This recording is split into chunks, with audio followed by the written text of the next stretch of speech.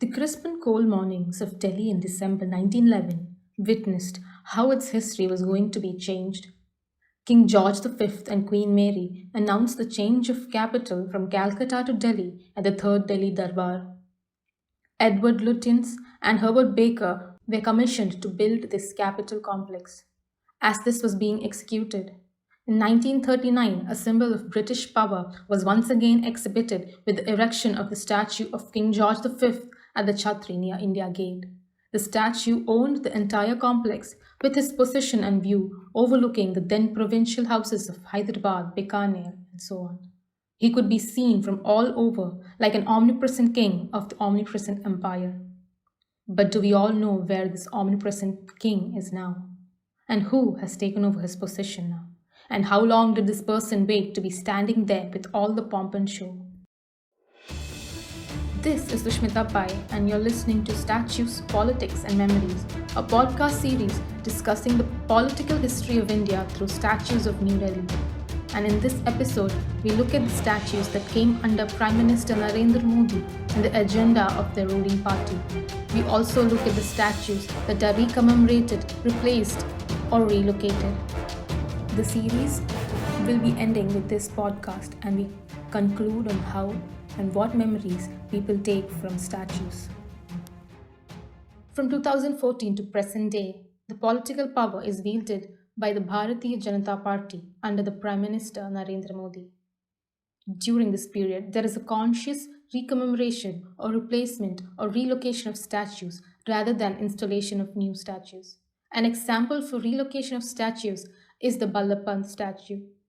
In 2021, we see the unveiling of the statue of Pandit Ballabh Pant in the roundabout at the Pandit Pant Marg, just outside the Parliament complex. Yet, the unveiling date on the plaque shows the year 1966. The statue was installed inside the Parliament complex in 1966 by the then President Dr. S. Radhakrishnan. The statue was shifted to the public domain when the construction work for the new Parliament began during Modi's reign. Pants was the first statue to be moved out. The statues, including that of Mahatma Gandhi, have been relocated, yet they are still inside the Parliament complex. Only the statue of Ballabh Pant is in the public domain. There has been a conscious attempt to recommemorate statues. The statue of Sardar Vallabhbhai Patel at the Patel Chowk is a classic example. This statue is now commemorated on 31st October as Ekta Divas. This day was coined only in the year 2014. Another example that provides evidence for this statement is the Teen Murti statue, which has been discussed in the former series in the podcast. The last unveiled statue in New Delhi, the Subhash Chandra Bose statue at the Chhatri near India Gate. This is an example of the replacement of a statue, as we all have been given a history lesson by the numerous news channels and media. Since the arrival of the Bose statue, this Chhatri hosted the statue of King George V from 1939 to 1968 when it was removed.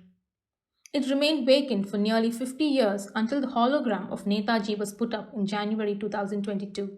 Then, by October of the same year, the grand unveiling of the statue was done by Prime Minister Narendra Modi.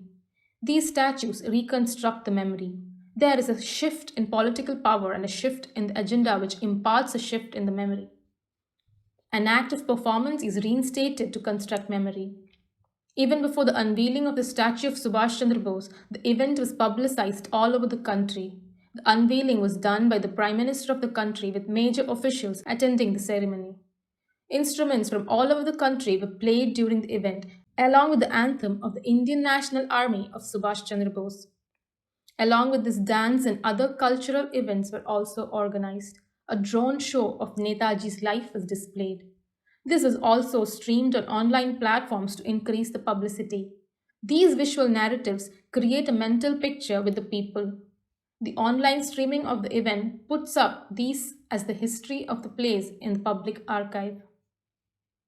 Looking at the overall picture, there is a recognition for the statues based on events rather than statues of people.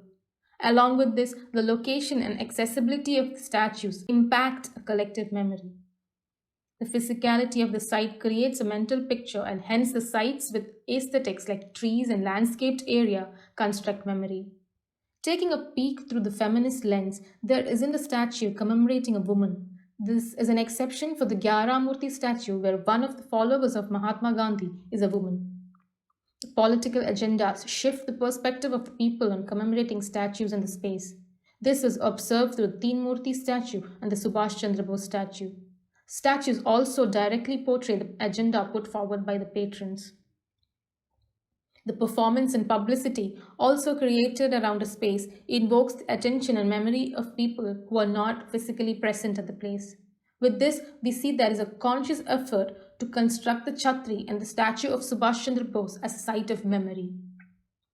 If we compare the statues of Indian political leaders and that of Lenin and Alexander Pushkin, we see that both these statues are barely acknowledged by the people in Delhi.